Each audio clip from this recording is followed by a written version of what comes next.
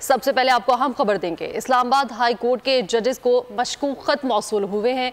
मशकूक खत का मुकदमा थाना सिटी डी में दर्ज कर लिया है, जबकि मुकदमा डाक वसूल और डिस्पैच करने वाले क्लर्क की मुद्दत में दर्ज किया गया है। मुकदमा दहशत गर्दी की दफात के तहत दर्ज किया गया है। मजीद तफसीलात जान लेते हैं बोल न्यूज़ के नुमाइंदे मोहम्मद आलिजा से। आलिजा बताएगा कौन कौन सी दफात लगाई गई हैं इस मुकदमे में।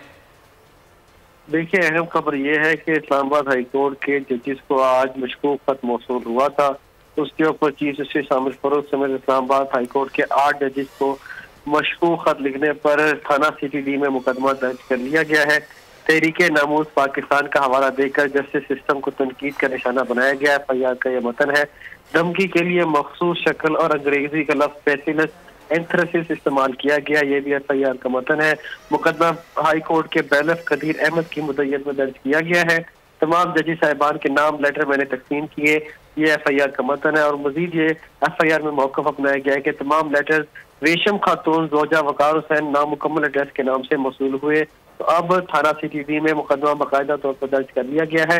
आज साइफर केस की समाअत के दौरान इस्लामाबाद हाई कोर्ट के चीफ जस्टिस आमिर फारूक ने तज़किरा किया था कि आज साइफर केस की समाअत इसलिए भी ताखीर का शिकार हुई कि हमें आज 8 मशकूक खत मौसूल हुए हैं, उस मामले को देख रहे हैं। तो इस ज़िम्मन में आज पुलिस के आला हुकाम को भी इस्लामाबाद हाई कोर्ट तलब किया गया था और उसके बाद एक टीम भी इस्लामाबाद हाई कोर्ट तलब की गई थी जिसने उन मशकूक खत का जायजा लिया था।